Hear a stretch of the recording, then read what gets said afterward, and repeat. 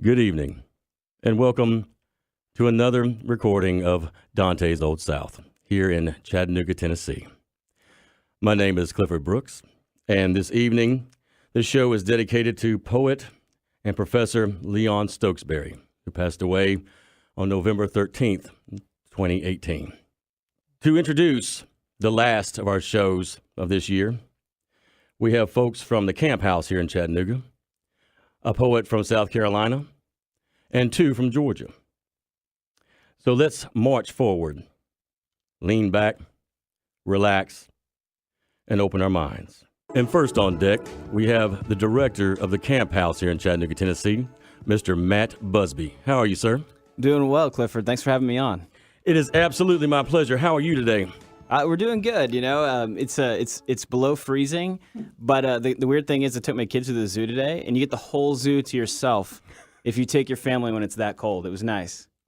Note to self, go to the zoo when it's cold. Yeah. Man, let's jump in with both feet and start from the beginning.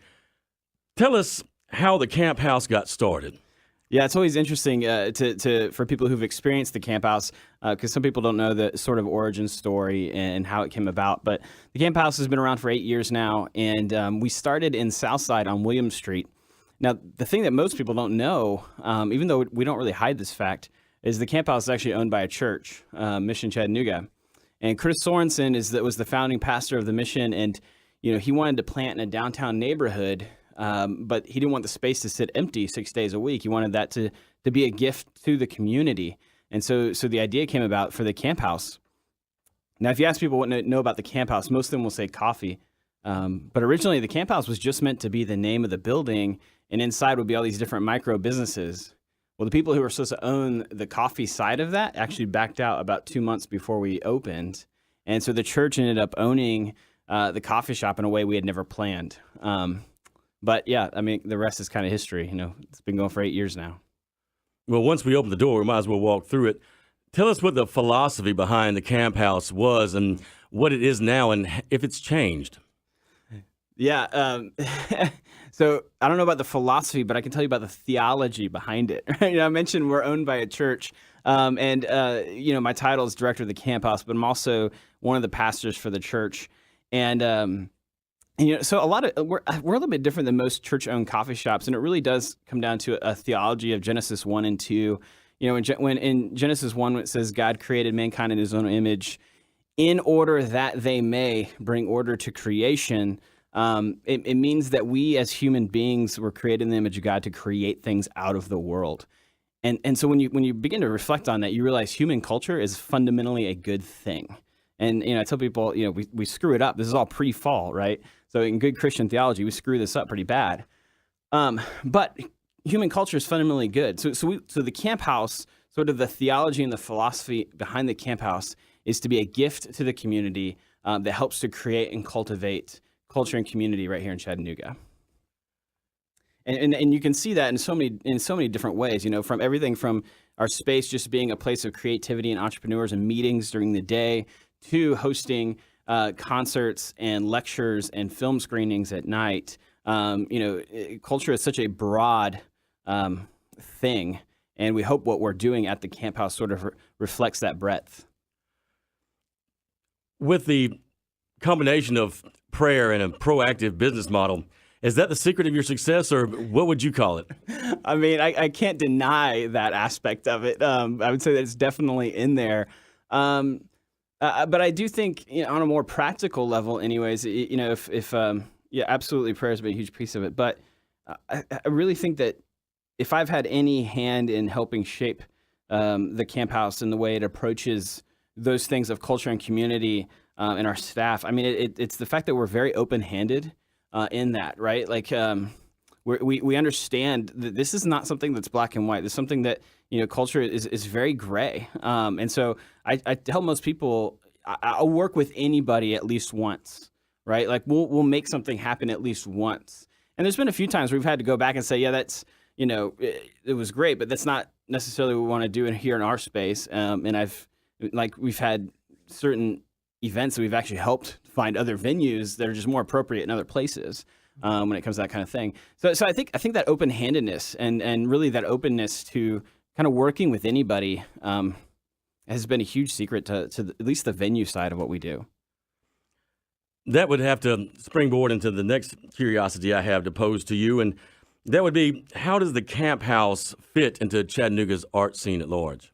Yeah, that's a really good segue.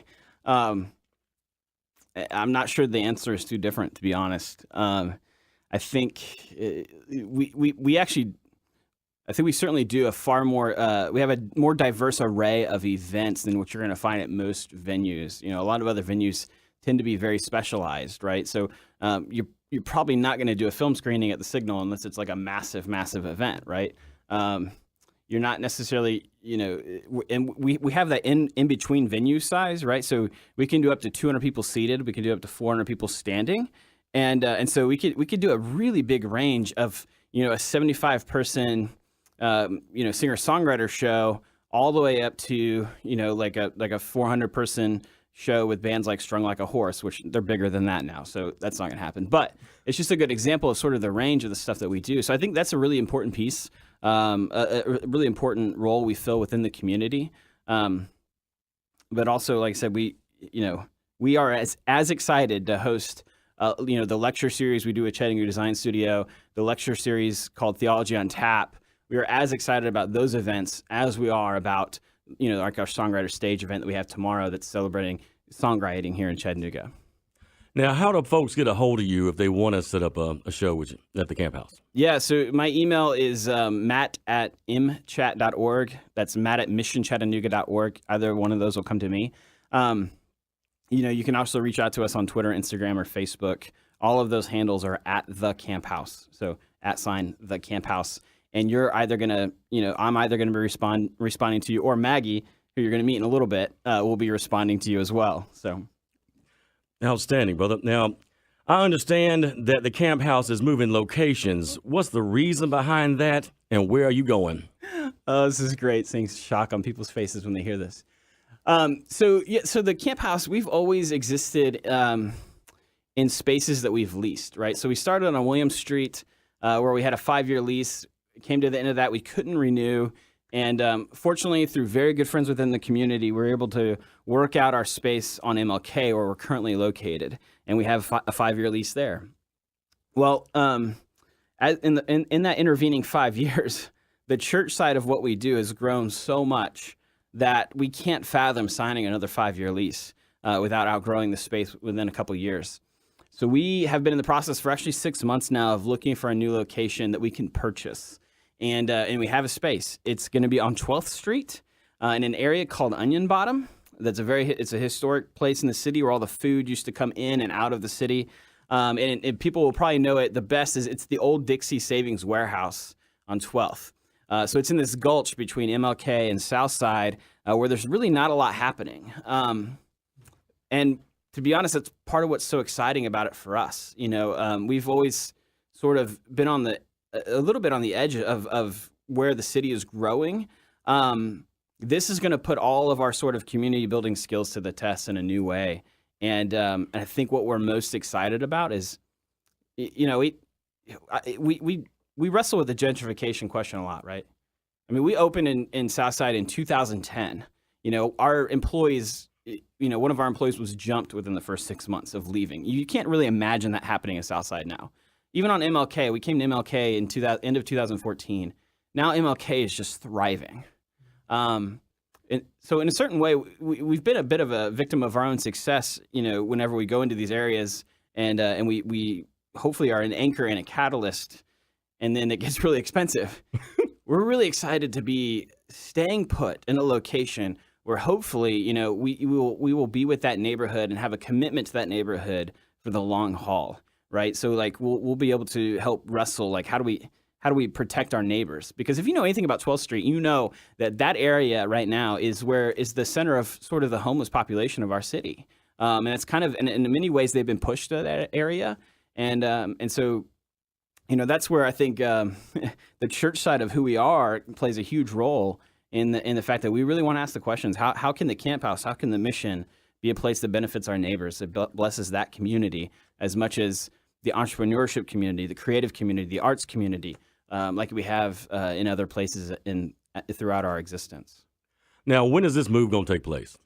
So we are in the process of closing right now. And so we've started making the public announcement. This is the second radio announcement I've made in the last week, although I don't think this comes out for a little bit after we record this. We should be there. The hope is November 1st of 2019, but sometime November, December of 2019, is when we'll open up over there. Well, Matt Busby, it has been a pleasure to have you on the show, brother. Thanks a lot, Clifford. We can go back. And in the hot seat now, we have Mrs. Maggie Tate. Maggie, how are you doing? I'm great, thanks. It is a delight to have you on this show. Thank you so much for having me. How are you? I'm good. How's your mom and them? Fine. Outstanding. That's what I want to hear. That's what I want to hear. Laughter and fines, if not goods. Let's jump into it. How did you get started at the Camp House? So I started at the Camp House in March when we were rolling out a new menu, and they needed someone to be able to be available to take some pictures of the food and be able to monitor the Instagram account a little bit more. So that's how I got into it. So it's from a social media aspect. It was completely. Mm-hmm. All right, well, that leads into my next question. How does social media factor into the overall view of the Camp House? It's there's so much going on at the Camp House that it's a wonderful way to highlight the community in Chattanooga. The people that come through the doors are entrepreneurs, artists, creatives, moms, dads, business people. It's we like to think of it as Chattanooga's living room, and I am so excited to be able to be a part of that and just take pictures and highlight it. You have to do what you love or it's work, right? Right. No, it's not work. I love it. I get to meet some really interesting people doing what I do.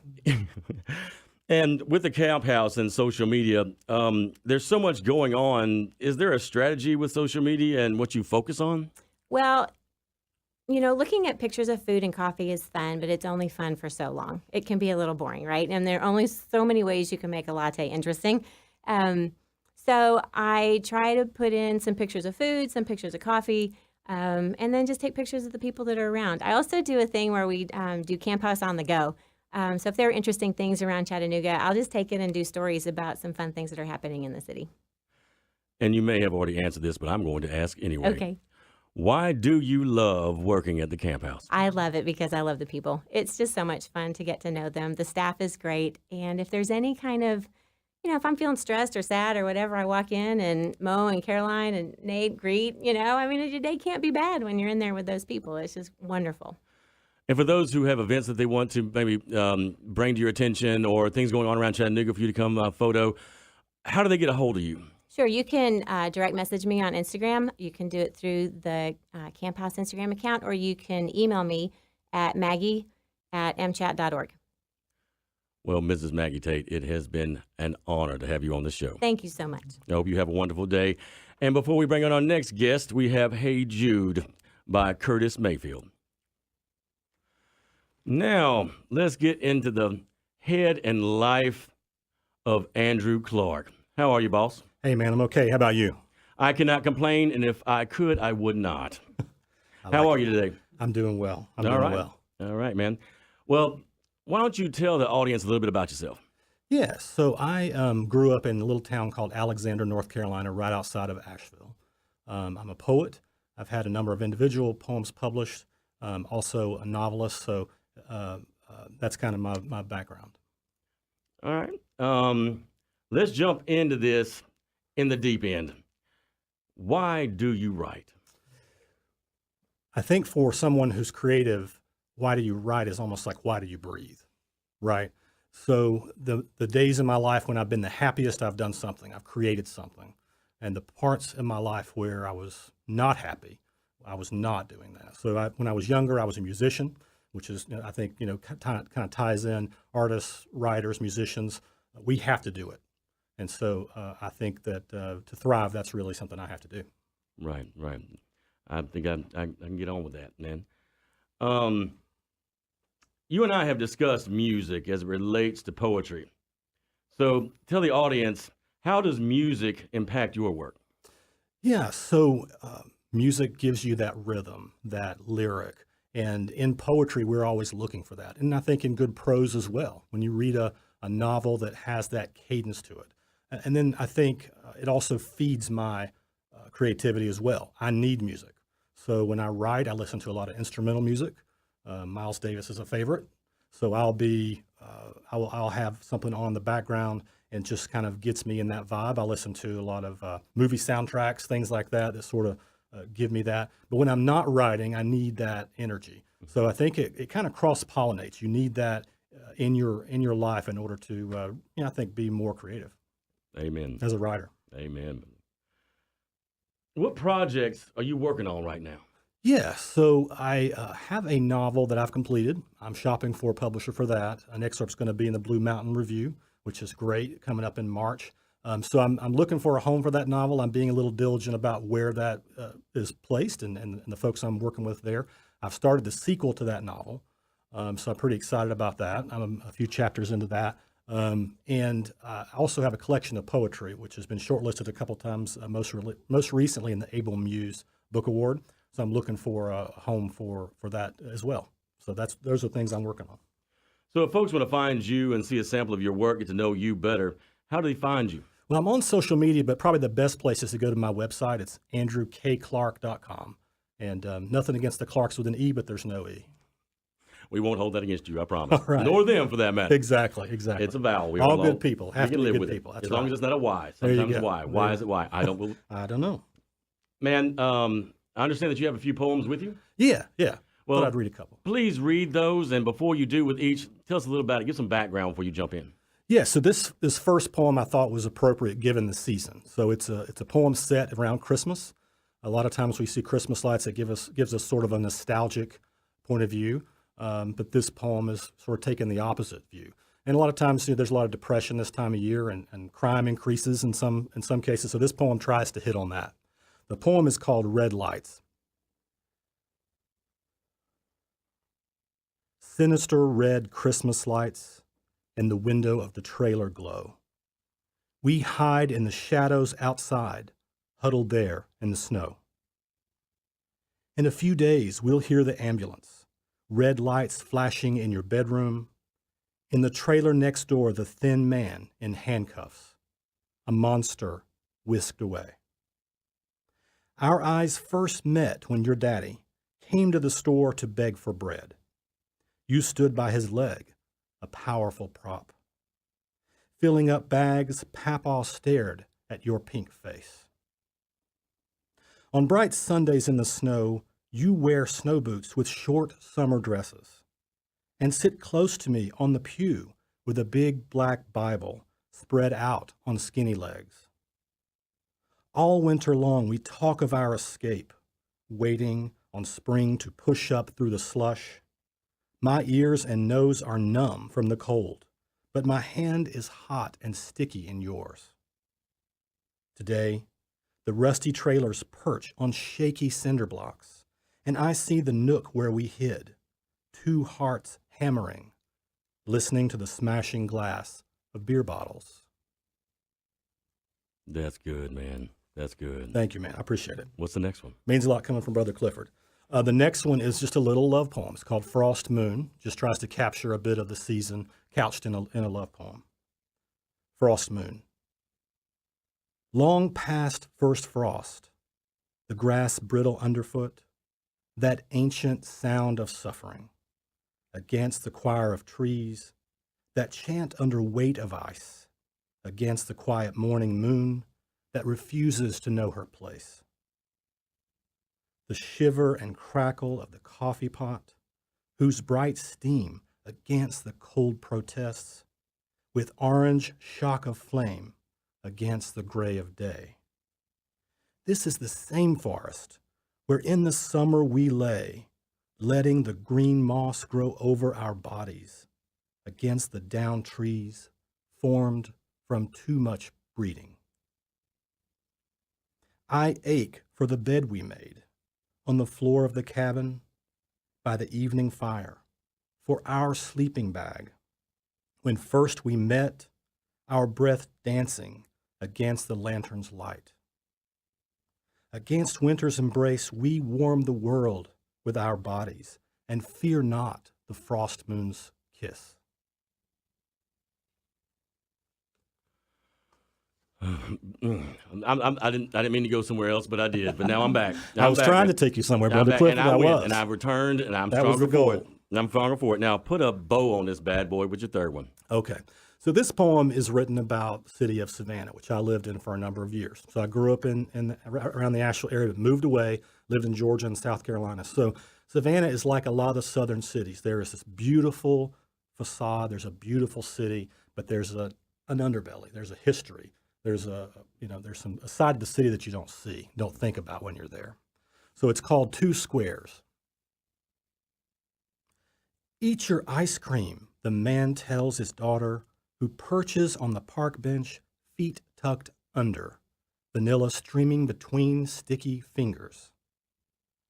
The creeping trolley bus forces the cars to crawl. It crackles, preaches. Savannah was laid out in 4 open squares when Oglethorpe crossed on the Ann. A spring breeze lifts the Spanish moss in the trees, and we sip coffee, and we carry shopping bags, and we take pictures of tourist couples who pose in front of Confederate monuments and stand on Indian graves. We giggle and sip beer in front of the Cotton Exchange, where families splintered, where men with strong backs were taken from women who bore lost children, inspected like cattle. A beautiful place where faces float high up in the trees, and limbs stretch, rope burns forbid the moss to grow. I want to sit here like the lovers across from me who whisper and steal thoughts, to bask in the sunlight, forget the faces of the wraiths who swing in the ropes, who miss nothing. I want to let go of these bones that stir and forget the young man who died in his jail cell, Matthew Ajibade, Savannah's Freddie Gray, blunt force police trauma just down the street, just last year. I want to believe in the beauty of this impossible spring day, to float high above the cathedral as it chimes and admire the city from a distance, her full flowers in bloom. Andrew Clark, you Yes, have sir. a gift. Thank you, sir. You have brought much needed beauty to this show. Thank you so much. I appreciate it. It means a lot from you. And now we're going to spend a minute with Miss Carolyn Kelso. How are you? Good, thank you. How's the world treating you? Very good. I understand that you're a poet. I am. How do you feel about that? It's something that I'm learning to accept. I didn't know I had this talent, but the last 2 years it's been developing more and more, and I've come to accept it. And as you've come to accept it and get into the nitty-gritty of what it is to be a poet, what tricks of the trade have you learned thus far as a poet to make your work as true as it can be? Well, Cliff, I know the one thing that's helped me the most is learning how to use a recording device so that I can read my work into the recording device and then I can play it back and listen to it. And that really helps me figure out if I'm speaking too fast, speaking too slow, if the sentences that I wrote aren't working, if the words are clashing together, or if I find myself getting tongue-tied, then it's obviously not going to be comfortable to the listener. Yes, ma'am. And I understand that you're putting together a collection of poetry right now. I am. What are some of the unexpected challenges you found thus far in creating that collection? Well, I'm glad you asked me that question because just last night I found myself jumping ahead of the process and trying to figure out what the title would be. And then I tried to picture what the cover would look like and what the book would actually feel like in my hands. And I realized, I probably need to focus on what pieces I want to put in the chapbook and then work on editing those pieces and letting the process be what it's going to be. Right. What I'm hearing you say is that to try and go in and see the big picture first can be extremely frustrating. Yes. So are you worried with theme right now, or is you going by life experience by life experience? I think overall I was over focusing on a theme, because in my limited knowledge, I thought there had to be a theme. And the more I learn about poetry, the more I realize that each piece is its own piece. And so in that way, I can put a bunch of them in a chapbook, and each piece should be able to hold its own. It doesn't have to relate to the next page or the piece prior to that. Interesting. I mean, that's what I like to hear is that we have so many different writers that come into this room for Dante's Old South. And what I love the most is that no one has the same answer, and it's because there's not one answer. There's no right way. There's just your way. Yes. Now, I understand you're a part of the Southern Collective experience. How's that sitting with you? For me, it's actually a really exciting part of my life right now. I met the Southern Collective and its members just almost coming on 2 years ago. And everyone I've met is so full of energy. They're always very supportive. They all have their own special way of sharing their art, whether it's prose writer or novel writers or musicians, painters even. And what excites me is that I can listen to any of the members and appreciate their art, and somehow it triggers a poem out of me, whether it's visual or if I'm listening or if I'm reading somebody else's work. It's always a surprise. You never know what you're going to learn from it. Amen. Now, what role are you playing currently in the Southern Collective experience?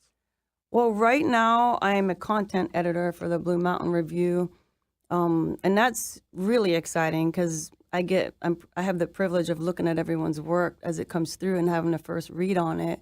And I can also see how much I've learned in my own poetry because I'll pick up on patterns or styles in other people's writing. And sometimes I'll see something I've never seen before, and it's exciting. It's like another surprise. Now, as we're speaking of poetry, I understand that you have some with you of your own to share with us. I do. Why don't you read that to us? But first, tell us a little bit about it to set the stage. Well, I'll tell you a little about it as it relates to my first chapbook.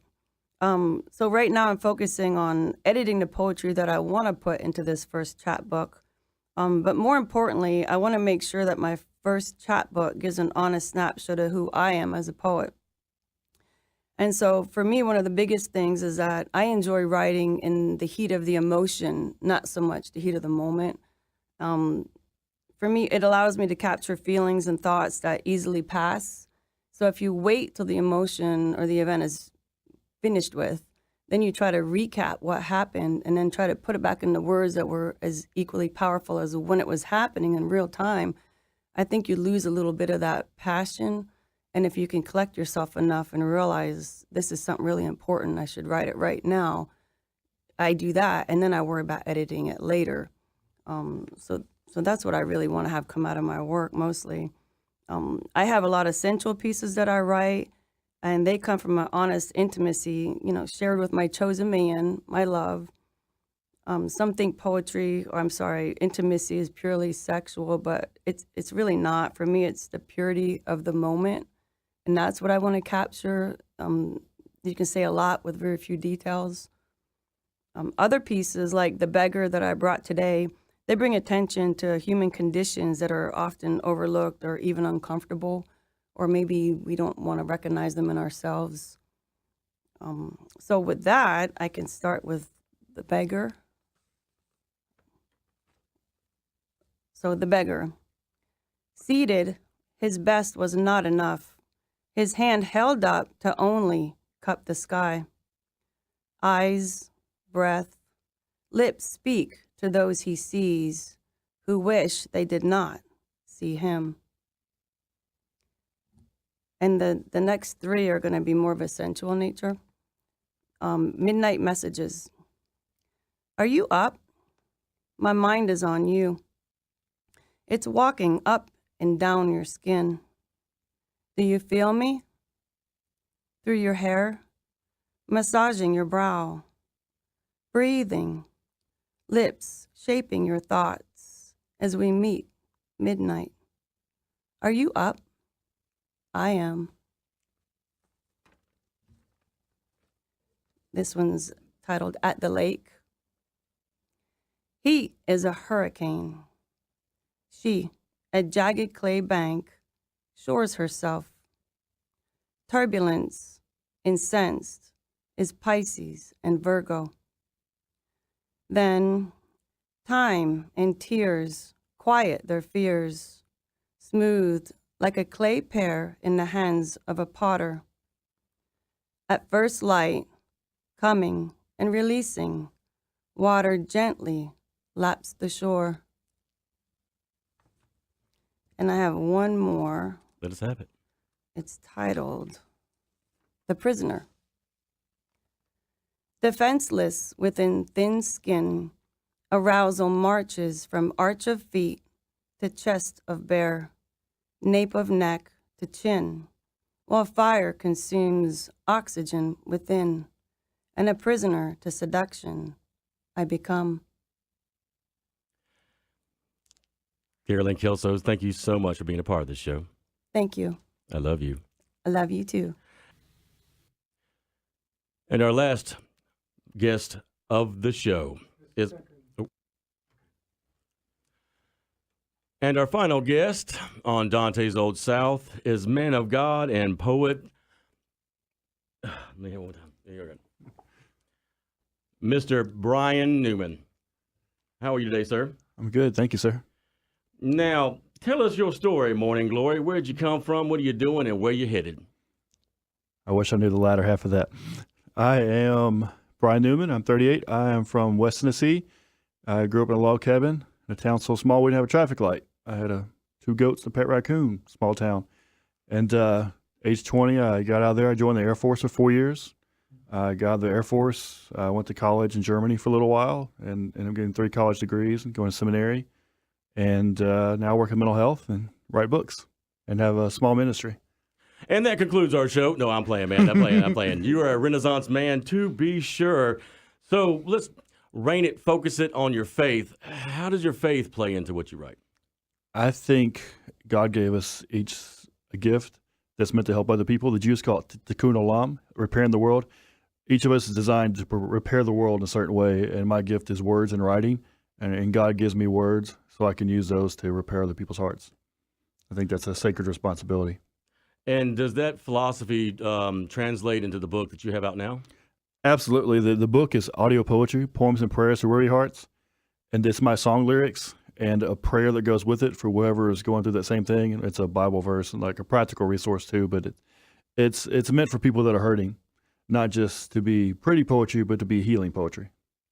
I love that, man. So from that book to the next book, tell us about the one that's about to come out. The next book is going to be Letters to the Radio. It's very similar to this book. It's my lyrics, a prayer, a poem, a resource.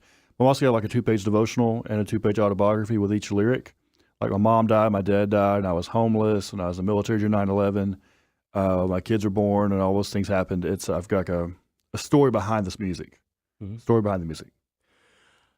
Do you feel like sometimes, not as punishment, but as a means of shaping clay, our souls, our lives being that clay, do you believe that poets sometimes go through intensely uncomfortable, if not miserable episodes sometimes to crystallize us as the poets we are today? We're the impasse with the burden bearers. We're the suffering servant.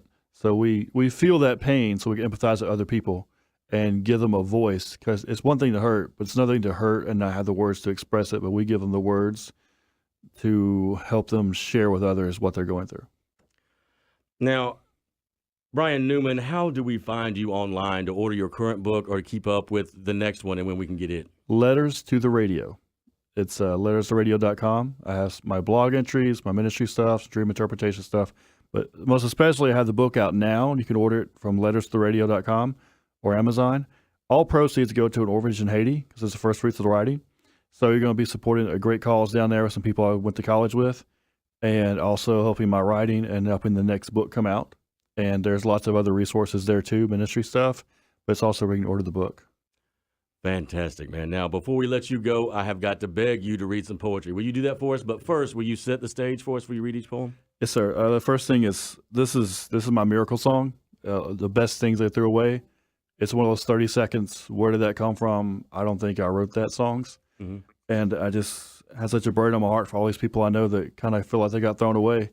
We were so poor growing up. I had to pick aluminum cans up on the side of the road to get school lunch money, and, just grow up that shame. And I know so many people go through that so many ways. They just feel like they got thrown away. So this is The Best Things They Threw Away. And it actually got put to music so you can hear it on the website. But I am newer in spirit than these ragged clothes. I am more complete than my broken home. I am not fractured in character like your heroes are. I am a braver world than you might decide from the timid smile I dwell behind. And we are the best things they threw away, and we are the next ones to save the day. We are always exceptions to your rules. Tell that little child next it could be you. You are the best thing they threw away. You are the best thing they threw away. My friends, you are worth more than you know. Maybe you've been pinned down by their heavy words and sold. Maybe tonight it's time to check the scars. In any given moment, you may spread your wings and fly. That's why I always say such a sweet goodbye. And we are the best things they threw away, and we're the next ones to save the day. We're always exceptions to your rules. Tell that little child, next it could be you, you are the best thing they threw away, the best thing they threw away, and each song has a prayer with it.